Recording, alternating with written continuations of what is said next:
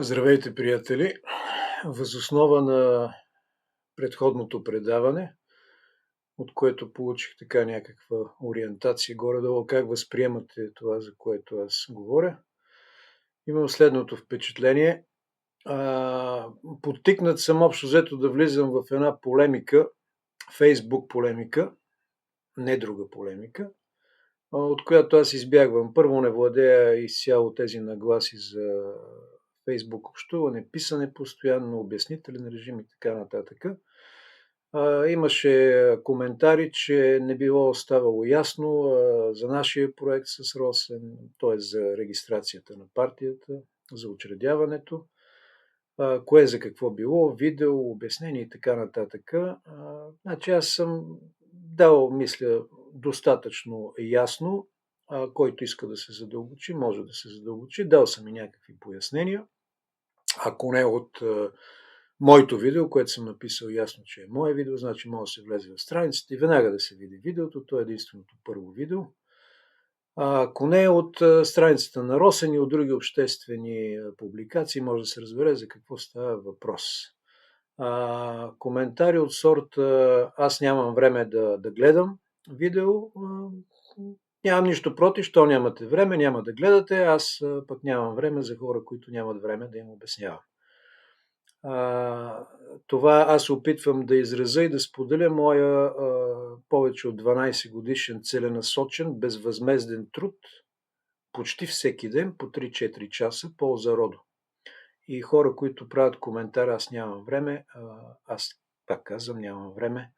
За тях, може би, те са на друго ниво, имат да преживяват други неща, имат други приоритети. Разбира се. Така, който иска да се задълбочи, намира начин и който иска да бъде съпричастен, намира начин. Затова толкова. Сега относно тази тема, която днес съм решил да проведа, пак въз основа на моя личен опит, ще говоря за образованието. Или по-скоро за цинизма в образованието, както споменах миналия път. И ще обясна ясно защо цинизма в образованието. Позицията, от която ще говоря, е позицията ми на учител, психолог, възпитател и прочие неща, които ме вкарват директно съпричастен и в образователната, и в социалната сфера на това животно, наречено система. Защото когато разглеждам покварата в системата, аз разглеждам и всички нейни проявления. Част от които, за добро или за лошо, съм бил аз и затова имам поглед отвътре. Както казваше моя приятел светла му памет, бач Колю Босия, не може Коля да умрява, бъбреците му да работят. Разбирайте тази метафора, алегория, като една система, която е приключила и не може да очакваме нейните органи, там институции, различни подсистеми, образователни, здравни, правни и прочее да работят, и би било наивно да вярваме приказките, които чуваме, ще се провеждат реформи и прочее. Значи не може на нещо, което е приключило, да провеждаш реформа. Тоест, ако сложиш много хубава юзда на коня, който е мъртъв, или го подковеш с златни подкови, той по никакъв начин няма да тръгне или да му заработи мускулната система. Значи той трябва да се смени. Просто. Приключено е. И така, образователна система, която за мен е в окаяно състояние. Разбира се, това си има и своята предистория, но в какво се състои? Предимно ресора, в който съм работил, деца с увреждания. И с деца в норма, но предимно деца в увреждания. Сега ще ви покажа един документ. Ето тук този документ.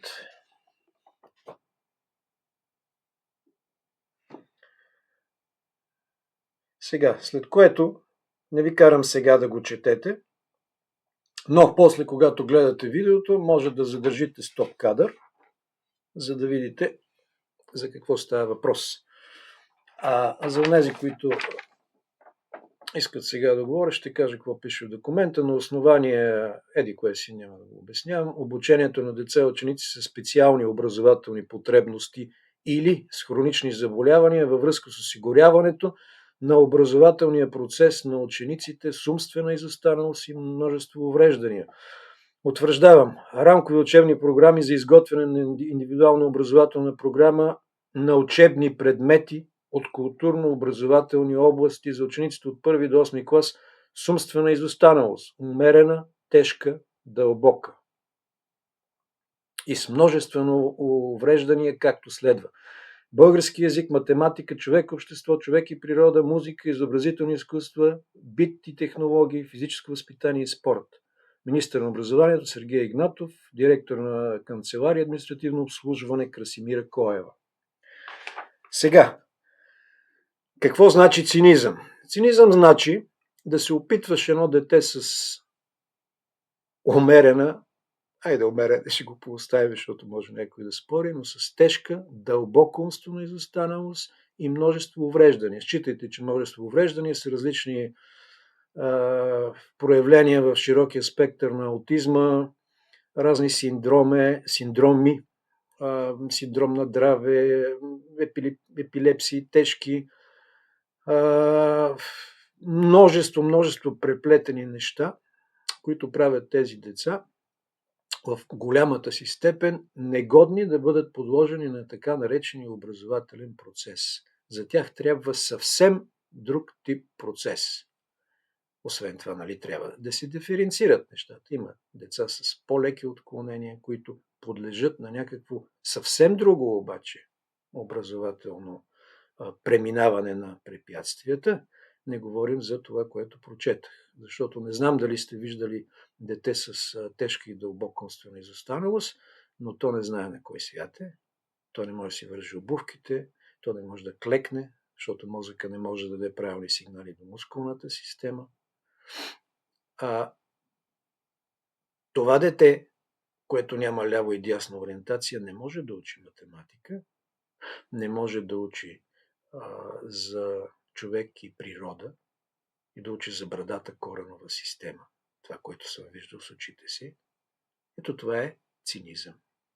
Да поддържаш кадрова политика и да обучаваш кадри, които абсолютно несъстоятелно да губят времето и бюджетните средства от вашите данъци, такси и прочее, за да въвеждат една система категорично непродуктивна и неполезна за тези деца.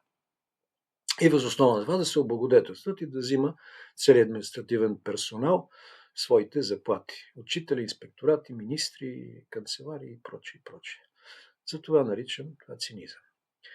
Тези деца, огромна част от тях са за сериозна клинична работа, медицинска работа, а образователната система, която иска да налее бюджетните пари, по мое време бяха 3500 лева на година за дете, иска съответно да вземе тези пари в своята сфера и деца, които са в инвалидни колички и си мърдат само очите, трябва да регистрираме техния прогрес всеки месец, за да може те да се водят деца с СОП, с специални образователни потребности.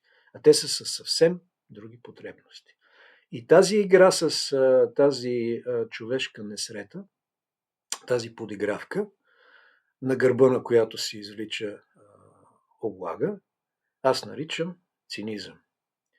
Разбира се, това в по-недраматична светлина важи и за децата в норма. И винаги е важало. Защото аз никога не съм разбрал каква е ползата, още по Тошово време, а особено сега, след като всичко вече е така извратено в съвремието, каква е ползата от това да се учат логаритми, лимеси, косинуси, котангенси и така нататък, и да се занимават малки деца, подчертавам, които още нямат развити достатъчно логически връзки, деца до 13-14 години, с такива неща. Или да вземем една биология, която се учи какво са митохондрии, вакуоли, що е селско стопанство и така нататък. Отново продуктивни неефективни неща, които естествено децата после няма как да употребят. Никой не ги учи на полезни неща, да разгледат вместо митохондриите, коя билка за какво може да се използва. Да ги научат да общуват с природата, да ги научат да общуват с думите, не да ги занимават с морфология и синтаксис по български, а да ги научат да ценят силата, значението, дълбочината на словото. Това е съвсем различно. Тъй като познавам много филолози, български и чужди филолози, които не са написали 2 реда в живота си. Стихове, приказки, разкази, публицистика, каквото и да било, но са завършили филолози, знаят къде да сложат запетайките, знаят къде да сложат пълния член и прочее, но това не ги прави грамотни, образователно и духовно отношение особено. Тъй като образователната система предимно образува своите питомци, а не ги образова. Образованието е далеч по-дълбок процес, то е пряко свързано с духовната еволюция и с възпитанието на човек. А в нашата окаяна система няма опорна точка за това да се случи. Имаме едно поле безкрайно от информация, особено от съвремието, което ни залива и ние сме си втълпили, че колкото повече поемаме информация, толкова повече биваме привилегировани да се титулуваме с някакви звания, защитавайки съответно някакви нива на професионална успеваемост. Всъщност, само по себе си това е гротескно и смешно, защото информацията, ако тя не бъде обработена, ако тя не бъде изградена в конструкция, няма как да употребим изобщо. Тя става едно блато, което ние бавно и самодоволно потъваме. Било като главни асистенти, било като доценти, като професори, с цялата самонадеяност на онази титла, от онази система, която всъщност ние не харесваме и обругаваме или критикуваме системно, но тя ни дава това възвание, с което ние да се гордеем и да считаме, че може да ограмотяваме по-нататък нашите ученици. Затова аз предпочитам в сферата на образованието да твърда, че учител е по-подходящата дума от преподавател, въпреки че преподавател звучи по-авторитетно, по-тежко. Има един анонс за висше учебно заведение, но преподава етимологично за мен е човек, който хваща нещо подадено му вече и го подава нататък, т.е. той го преподава. Докато учителя има сериозна авторска роля, сериозна отговорност да въведе дълбочината и смисъл на нещата със своя стил, с своята опитност и да превърне това море от информация в връзки, в аналогии, съпоставки, в анализи, синтези, изводи, решения и да завърши един процес грамотно, в този смисъл грамотно, и това съответно да даде опорна точка и координатна система на подрастващите и все още клатещи се, объркани млади хора, кое е интерес, кое е ценност, кое е по-важно, кое е по-малко важно, къде съм аз, къде е другия свят. И така. Това искам да кажа основно за образованието. В едно от училищата аз имах един курс, който бях кръстил свободно избираем за деца в норма до 11 клас, от 5 до 11 клас, казваше се общуване и ценности. Тази разлика между общуване и ценности аз държа много, поне да кажа, своето виждане и се надявам то да бъде полезно, употребено или надградено до там, до където аз съм стигнал, да бъде надскочено, надградено от хората, които ще го чуят. Защото в една зряла възраст, когато човек няма ясна представа за тази разлика, която според мен е основополагаща, що е интерес и що е ценност, следва нататък много объркани действия и сериозни проблеми в личен, семейен, обществен и какъвто и да е порядък. И така, аз казах на децата, представете си едно дърво, казвам и на вас, разбира се, едно дърво, там орех, ябълка, няма значение, дърво, което има очевидни предимства и от което ние ползваме облаги. Ползваме плодове, ползваме чист въздух, ползваме естетиката, красотата, почвата не ерозира, дава ни сянка, храним се от него и прочее. Това са обективните дадености, които ние имаме щастието, неоспоримо, защото всеки един жив организъм ползва тези блага, които изредих. Това се нарича ценност. Едно неоспоримо благо, което е добро за всичко. Останалото е интерес. Тоест, че на един може да му хрумне да си направи бъчва за вино от дървото, друг може да си направи пейка, трети водка. Сама по себе си няма лошо човек да си направи водка и пейка, но това вече нарушава общото благо, т.е. ценността и влиза в зоната на интереса. Т.е. на личното, кратковременното, импулсивното, което няма устойчивост, разделя хората, защото всеки има различни интереси и виждания как може да се употреби това нещо. И влизаме в зоната на конфликта, от която, както е видно по историята на човечеството, не може да избягаме хилядолетия.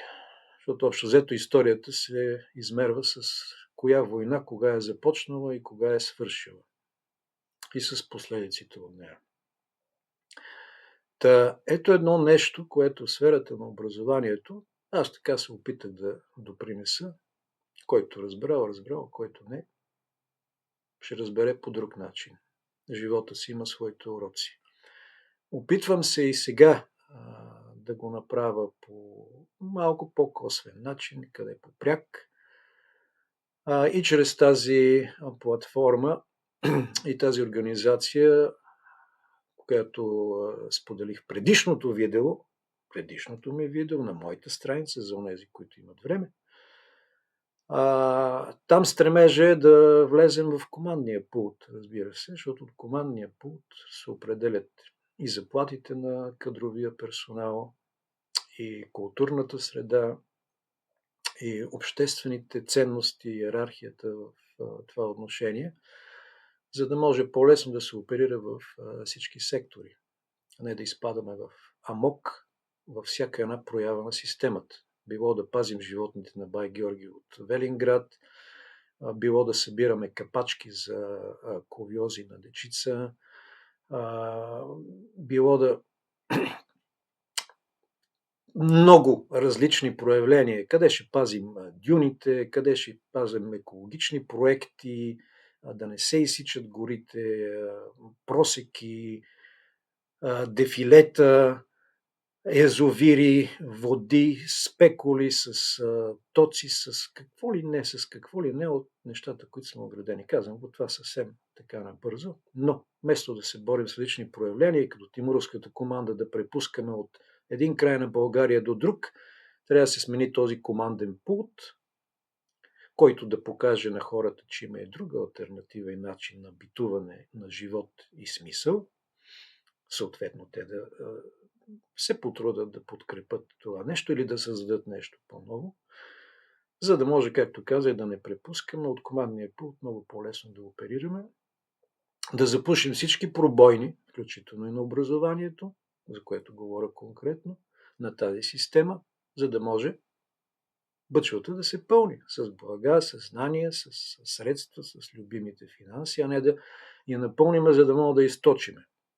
Значи първо трябва да неутрализираме пробивача на дупки в бъчвата, след това да запушим дупките на бъчвата, след това да върнем онова, което що годе може да съберем около бъчвата като изтекло, сиреч тия 50 милиарда, за които говори Роса, защото другото е безвъзмезно потънало, безвъзвратно потънало, и след което да неутрализираме всички възможности на мушмуроците, които дупчат бъчвата за лична облага, за да може да се напълни вече и ние да консумираме онова, което изработваме, усилията, които влагаме. Затова използвам пак тази метафора, защото много хора питат, вашата организация какво смята за Европа, тя какво смята за енергийната самостоятелност, тя какво смята за земеделието. Пак казвам, всичко това са проявления. Ако ние успеем да запушим бъчвата и да неутрализираме негодниците, които я пробиват, по-нататък ще решим с какво ще пълним бъчвата. С вода, с ракия, с вино, с мед или с каквото и да било. Това е последваща стъпка. Значи, преди да стъгнем кръстопътя, ние не знаем къде да завием. Първото нещо се казва бърза помощ. Значи, когато някой умира от жажда, му даваш чаша вода.